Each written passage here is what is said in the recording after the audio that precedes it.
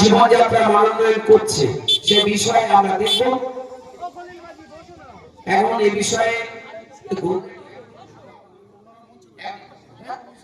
এই বিষয়ে আমাদের সংক্ষেপে আমাদের সুজিত ভাই বলবে, তারপরে আমরা ছবিতে দেখব। এখন সুজিত বাবুকে বলার জন্য অনুরোধ করছি। এবার আমরা নিচ্ছি তোমার আজকে মাননীয় মুখ্যমন্ত্রী মমতা বন্দ্যোপাধ্যায় ওনার কর্মসূচি তপশিলি সংগ্রাম নিয়ে আমরা আজকে এই ক্রমাচ্ছক অঞ্চলে এই চট্টলা বৈদ্য এই গ্রামে উপস্থিত হয়েছি।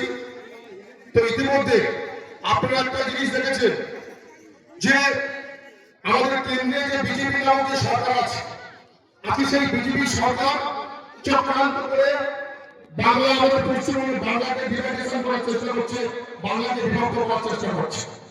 তো যার জন্য তপশিলি নামক যে কর্মসূচির মাধ্যমে আমরা সারা বাংলায় আজকে মাননীয় মুখ্যমন্ত্রী মমতা বন্দ্যোপাধ্যায় এবং আমাদের জননেতা অভিষেক বন্দ্যোপাধ্যায় এই যে কর্মসূচি দিয়েছে এবং এই যে সরকার বিজেপি সরকারের যে তাদের যে ঘৃণের চক্রান্ত, সেই চক্রান্তের প্রতিবাদ জানাচ্ছি। আজকে দেখুন, আজকে যে তপশিলি যে সমস্ত মা বোনেরা এবং তপশিলি যারা আছেন তারা আজকে দেখুন আমাদের সারা ভারতবর্ষের যে 29টা রাজ্য রয়েছে, আর সেই 29টা রাজ্যের মধ্যে শুধু পশ্চিমবঙ্গ ব্যতীত বাকি রাজ্যে এরা সুরক্ষিত নেই।